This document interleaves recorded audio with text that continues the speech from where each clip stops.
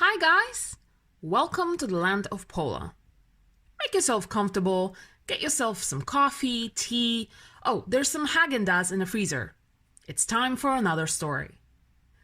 I had so much fun talking to you about my Saturday Night Live dream, but mostly talking about SNL in general. I really am a big fan of the show.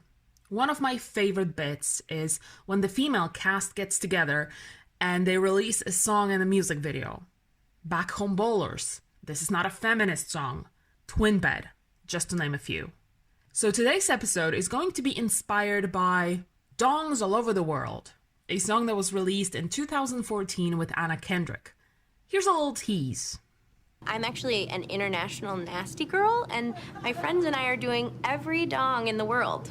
Dongs all over the world, Hong Kong, Florence, Philippines. Dongs all over the world, gimme, please. Dongs all over the world, je suis nasty girl. Dong, dong, dong, dong, dong, dong, dongs all over the world.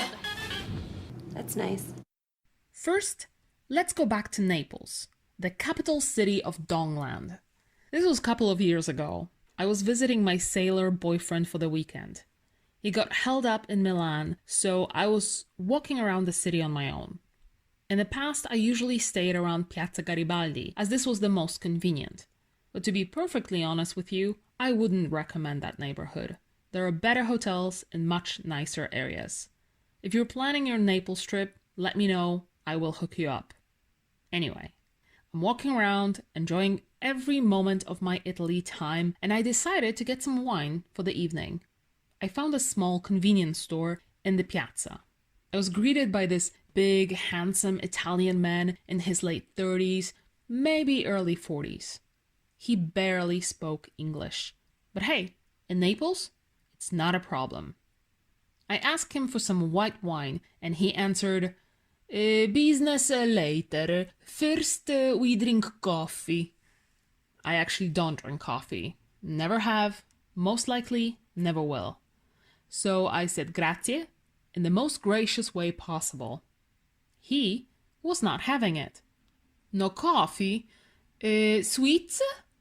That was very kind and generous, but I just wanted my wine so I could go back to the hotel and get ready for the evening. When I refused the sweets, he started opening candies he was selling. Maltesers, M&Ms, chocolates, pralines. Whatever he caught me looking at, he brought to me, like I had some superpowers. Vino, per favore. Nope. One more round. He told me to wait a second, and he went away to what I assume was a storage room. He came back with this big, beautiful wall calendar with photographs of Naples and Campania.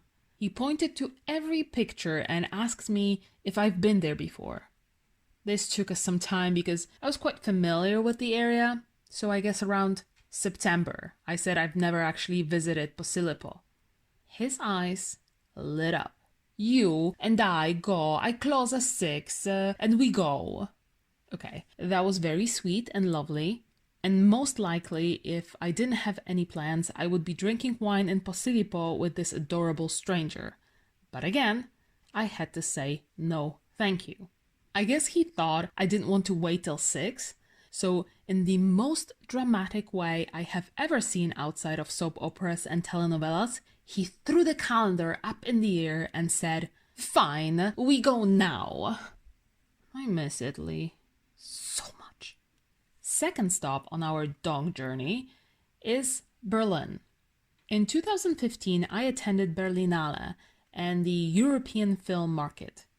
It was a business trip, but I did meet up with some old friends. One evening, we ended up going to this quite peculiar place. It's called and it's located in this hipster and camp area of Kreuzberg. I have never seen anything like this before. And mind you, I've lived in London for 5 years and spent my fair share of time in Soho. I remember one review on TripAdvisor described Roses as a place that looks like insides of Muppet's vagina.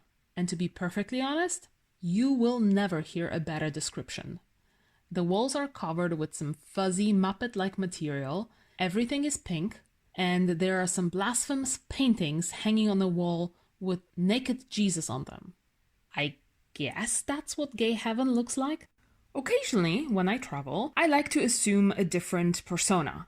Every Karen Walker should have her own Anastasia Beaverhausen. And if you didn't get that reference, I'm disappointed with you. And I think you should watch Will and Grace. And by that, I mean now. I mean, come on, it's like 11 seasons. You have plenty of catching up to do. Anyway, sometimes I introduce myself as a Tatar princess, which technically is not a big stretch, as my ancestors were Tatars for real. Sometimes I am a Madagascar royalty, and this one is tricky, as I know very little about Madagascar. I haven't even been there yet.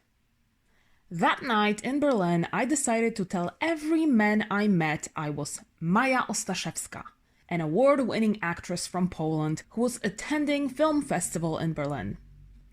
My movie, Body, have just won a Silver Bear, but I wanted to spend some quality time with my close friends and not being chased by the paparazzi and journalists with all their questions and pictures. I liked being an actress, not a celebrity. I was, after all, your average Maya from the block. Gays loved it. They have surrounded me like I was Liza Minnelli. Free drinks started pouring in. And, what's most important, I was being introduced to their straight friends. One of them was this good-looking Jamaican chef working in a fancy restaurant who invited me to his place for some tasting. And, you know, girls gotta eat. The final destination of our journey today is good old London. As I already told you, I have lived in London for quite some time, and I guess that was during my first year. I shared a house with my good friends in Brentford, but obviously the majority of fun takes place closer to the center. One night, me and my friend were heading to our favorite pub in Notting Hill, the Prince Albert. I don't know what it was about that place, but we did spend a lot of time there. On our way, while sitting in the front row on a red double-decker, my friend confessed she had this fantasy that we go to a crowded place, she would stand in line at the bar, and then, out of nowhere, this tall, dark stranger would come over, look her deeply in the eyes, and kiss her, passionately. It's a good fantasy to have, especially in the pre-global pandemic times. We made some jokes and carried on with a different conversation. We got to the pub and it was already buzzing with the international crowd. We were lucky to score some seats in the back, opposite the bar. You know, just in case. We were having a great time, entertaining ourselves, not necessarily interacting with others. As far as I remember, we ordered some finger food and lots of ciders. It felt like our usual night out. Uneventful, really. Just two girls having some innocent fun, making Cyndi Lauper proud. It was my turn to go to the bar to get us drinks. At that point, we might have been contemplating going back home. It was already quite late, so the bar area was very busy. I was patiently waiting my turn, minding my own business. Now that I think of this, I realize it was in a time where we weren't so glued to our phones. So instead of checking on my social media and guys on Tinder, I was checking my surrounding and looking people straight in the eyes. And that's when I noticed this tall, dark stranger staring at me. He was a Portuguese version of Vincent Cassel from a 2015 movie Tale of Tales. Long hair, beard. And then something insane happened. Every single detail my friend imagined and fantasized about happened to me. Did I break any law of attraction rules? Did I steal her manifestation?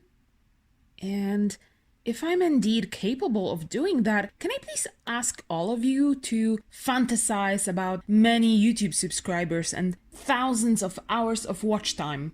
Ooh, and the Eurojackpot win. Oh, thanks. In the meantime, have a wonderful week. keep making other people smile, and start planning your next international adventure. Dong, dong, dong, dong, dong, dong, dongs all over the world.